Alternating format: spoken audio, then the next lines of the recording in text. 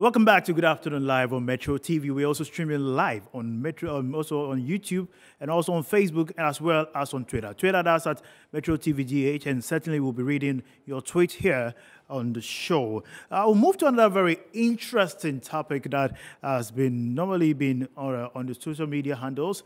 We've heard about it. We also want to discuss it to bring more understanding as to what it really means. And this topic is mental health. What is the state of your mental health? It's a question we want to ask. Some of us are going through a lot, but we will delve deep into it and bring more clarity to the discussion. To join me have this conversation, I have in the studio Dr. Philip Ofori Yentumi, who is a mental health practitioner and an advocate here with us. Good afternoon, welcome to the show. And also joining my colleague, Vanessa Boateng. Welcome, Vanessa. Thank you. Thank you so much. Great. So let's go straight to the conversation. Let me start with Doc. Doc, mental health is, what is mental health, basically? Let's start from that basic understanding. So I'll start with the general definition which World Health Organization has given, and I'll paraphrase. So anytime someone is in a state where they're not able to take care of their normal day-to-day stresses and not able to contribute meaningfully to their society, then we say they have a mental health condition. I also want to add that there is a difference between mental health and mental illness. So in most instances, we refer to mental health as people who have psychotic conditions, and that is just one of the many, actually, illnesses. So as I said, there is a difference between the mental illness and the mental health. So possibly I should have asked, what is not mental health situation? So take us through, because there are a lot of preconceptions in the system that people don't have clarity about. Right. So kindly enlighten us to that aspect. Right. So mental health is much broader than mental illness, right? So mental illness is when you actually have the diagnosis, you are ill. And when it comes to even the illnesses, there are over 300 diagnosable diseases. But in this part of our world, when we talk about mental illness, we're limiting it to the one with the psychosis, the delusions, the paranoia, right? So I always try to let people, first of all, know the difference between the health and illness.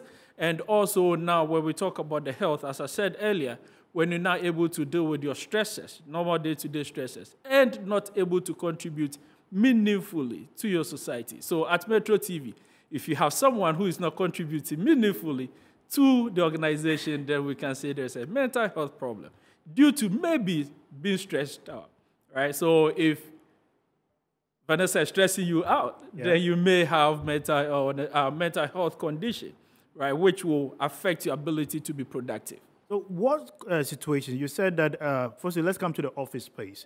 There are people in the marketing sector who work back-to-back, number of hours, sitting down, doing routine operations or activities. In that instance where the person feels caged and also inability to express himself, or at that point, what would you propose to the person, basically, in order to ensure that the person is in a better state in order to be effective, as you said earlier? So nowadays, I've realized that in most organizations in Ghana, or some organizations in Ghana, they have a mental health units where you can go and then talk to someone if you feel stressed, if you feel overwhelmed, and then they will be able to give you comfort measures or ways to deal with your stresses. As organizations, we should be paying attention to that, because when somebody is not mentally healthy, it affects their productivity. What it would take me maybe 2 hours to do, now I'm taking 3 or 4 hours to do because I have too much going on, there's fog in my mind, the concentration is not there, and all of that, right? So organizations have to put in structures. That is one. 2, individuals also have to know their baseline. And I always say that for you to know that you're crossing the thin line between sanity and insanity, you have to know your baseline, which becomes that thin line. Therefore, when I realize that at this point, I am overstretching my boundaries, I will be able to also have my coping mechanisms implemented and then be able to take care of myself. So if you don't know the baseline, then you wouldn't know when you're crossing or when you're not reaching your potential. No, in offices or in places, we get to have people who we meet every day, they smile at us every day, but inwardly, they are not ready to open up to tell their story or to share what they are going through personally. How do you handle such a situation? Because in office, you say you are here to work. Don't think about what you do or don't do. Make sure that you deliver at the end of the day. So here's my thing. If you are HR or you are the supervisor of that individual and you're not interested in what is going on with them, you cannot be interested in their output. Because I can get the best out of you when I know what is going on with you, and then I can be able to empathize and also provide you the necessary support. Example, if I'm going through a difficult situation, which is making me depressed, and I'm not receiving the help from my supervisor or my colleagues, then it will make it very difficult for me to be able to achieve my benchmark values, right? So now I have to be able to receive that support. But then there's also the problem of people talk too much. Therefore, I don't feel comfortable talking to anyone about what I'm going through. And that is why there has to be that trusted one or department where I can go and have that confidential conversation with. Then they can let my supervisor know, hey, for X, Y, and Z, can you take, or probably don't even give the reasons, right? But this person needs to be X, Y, or Z, or taking off this project, giving a day off, do this, right? So it comes from the authority. Therefore, my issue stays right there. I can know that, okay, this is a safe zone. I can go say something, and it remains right there. I've had conversations with people who, like you said, go through such instances of mental health. I may describe it like that because some may say they are depressed and going through a lot of stuff. But at what point can the person lose it totally? Because one of the key things they fear is discretion. Whether what they share with you, they will not hear it from a third party. In an environment where such things happen, what can colleagues or family or people support system do to ensure the person does not go overboard? So the family, friends, and our colleagues at work also have to know what our baseline is and what we're also comfortable with. So for some people, you may crack a joke with them, a same joke with some people, and it's not a problem. You crack it with another person, it becomes a huge problem. So you have to know the comfort level of each and every one. What we typically don't tend to do is to understand the next person that we're working with. And we see everyone to be the same. Our backgrounds are different, our experiences are different. Therefore, we will all not react the same way to the same environment or what is said. For that reason, as colleagues, we have to take the time to understand others so that we can relate with them very well and also be able to support them. Also, as families, we should know when there's a difference in someone's behavior.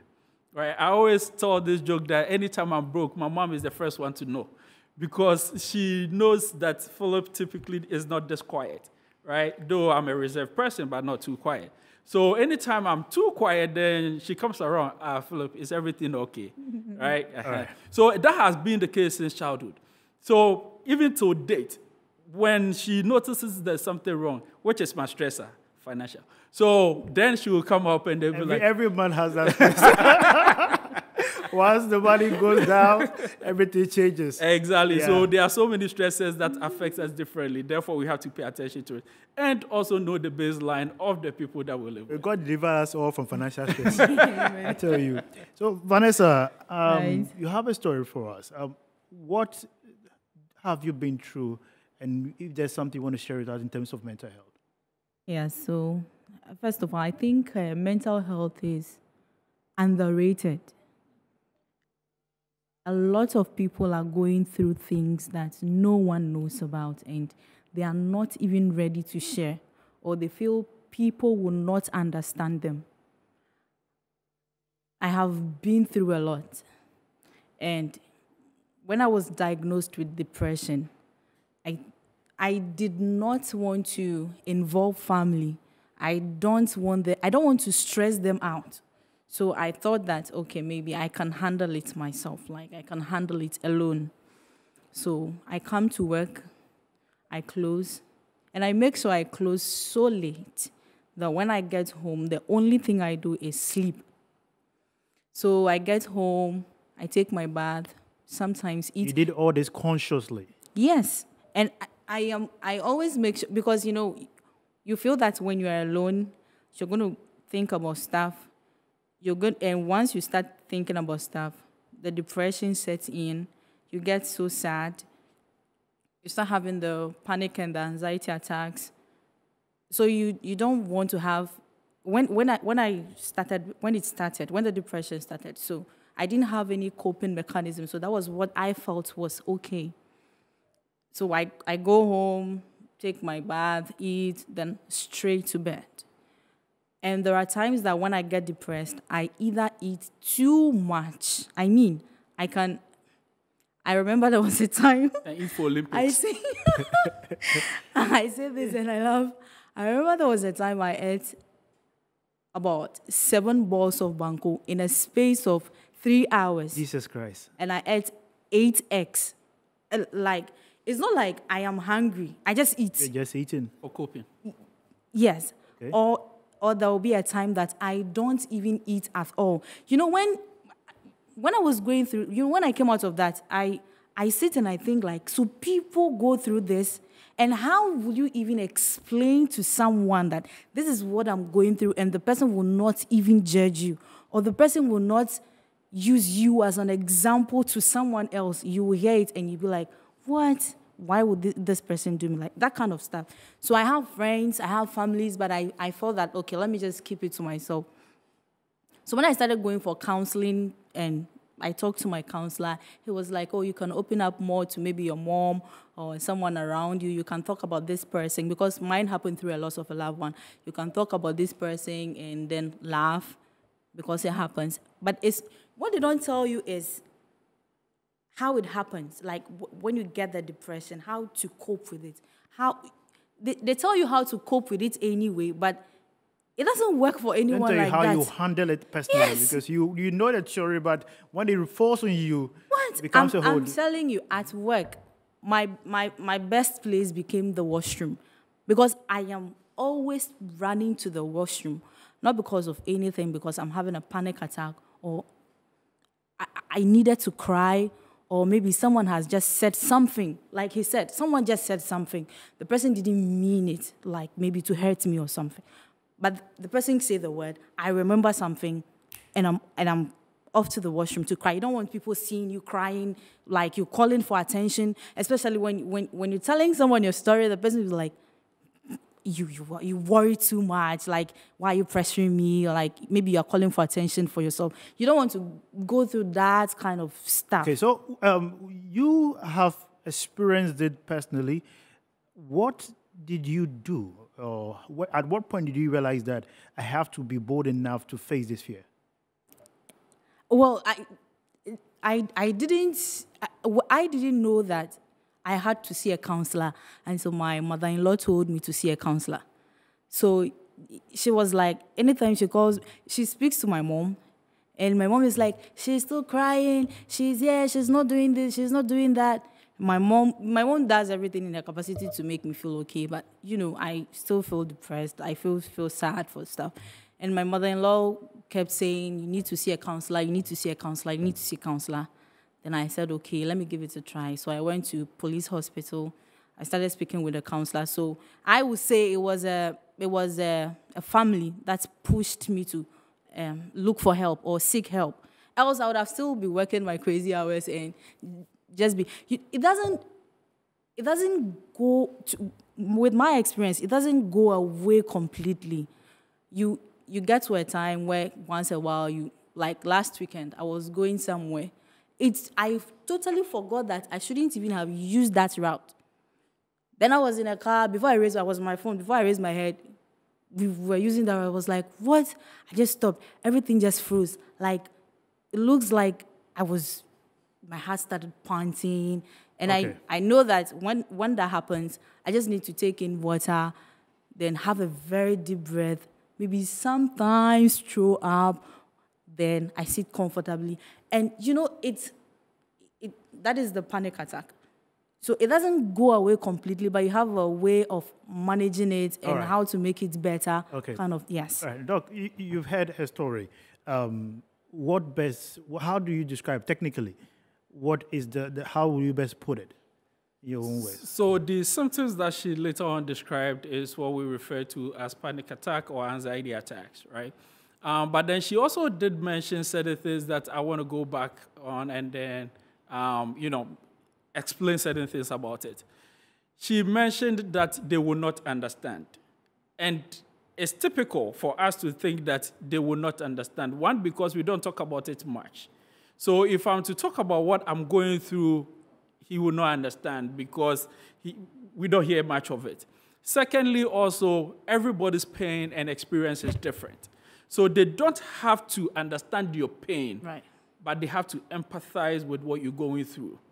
And that is where I was referring to as at workplace, we have to know what is going on with individuals. Therefore, when there's a change, we will be able to tell. When she started working those crazy hours, somebody should have been able to pick up. Probably it happened. I'm just saying. Somebody should have been able to pick up that this is not her norm. And therefore ask more questions as to why are you staying late, coming in so early. This is what some people also do. That is what we call the ill coping skills, right? So we go through a problem, we try to manage it how we know best, but then sometimes it may not be the best way. Including the 7 balls of Banku? Exactly. So I panicked when she said that. I was like, but then, eating so much, and then now you have to, once everything is settling, then you have to deal with the consequences of the 7 balls of Banku and 7 boiled eggs, right? So now you adding more problems to the problem that you already have. And I also mentioned something about knowing your baseline and then knowing your coping mechanisms that work for you. So before, and this is an advice to all, before you even get to any situation, process what could happen to you in life. Have your first aid kit with which you can always reach in, right? So yes, it may not work automatically for every situation, just as the Band-Aid does not always work in our first aid kit when we have a cat, but at least it helps. Right. So to wrap it up on that point, let's have a first aid kit. Let's know a baseline. Anytime we're going beyond that baseline, let's reach in and have something to help us. There's this case of definition. Can you explain to us the case of when someone says someone is bipolar? What does it really mean? Is it the same related to mental-related activity or mental-related disorder? Yes, so the bipolar is a mental illness, right? So when we say bi, it's 2, and then the polar is mood. So whenever we're having the 2 mood, then we say we're having bipolar. So with bipolar condition, what happens is it happens periodically, and then you go up and down. So it's not like I am okay, and then you do something to me, I get angry, and then you call me bipolar. No, right? And typically we say our women are bipolar. No, they're not bipolar. It's because of the way you're treating them. So to the question, whenever we have the bipolar, we have the manic phase and the depressed phase. So now I'm switching between mania and depression. The symptoms has to be constant for a steady period of time. And need to be treated permanently, or it is managed? So with that question, I always answer with this. Hypertension, can it be treated permanently or is managed? I always like to use medical conditions to explain mental health because we're very familiar with medical, right? So to answer your question, if you stay in treatment, you could manage it for a very long time without having the symptoms. All right. But what happens in mental health most of the time is people feel that they are stable, stop their medication or treatment, and then they have a relapse. Final words. Yeah. Final words. Let us all understand there's no health without mental health. So let's take care of our mental health, and then we'll be able to take care of anything else. The mental health that we talk about is not limited to the people in the psychiatric hospitals or the people on the streets. There are many clothes, dressed up, and working who still have conditions. Reach out. You may be their solution. Reach out. There may be solutions for you out there. Trust me. You can also go to the Mental Health Directorate. There's help for everyone available. Sometimes if you don't feel okay, just go and just talk. Talking is also one of the remedies that can help all of us. This has been a very interesting conversation. We had Vanessa Boateng and also Philip Ofori Yentumi to discuss the case of mental health. You can also reach out to us here on Metro TV on more issues with regards to this, and we'll surely be addressing that subsequently. My name is Winston Tackie. Thanks for watching. Have a good afternoon.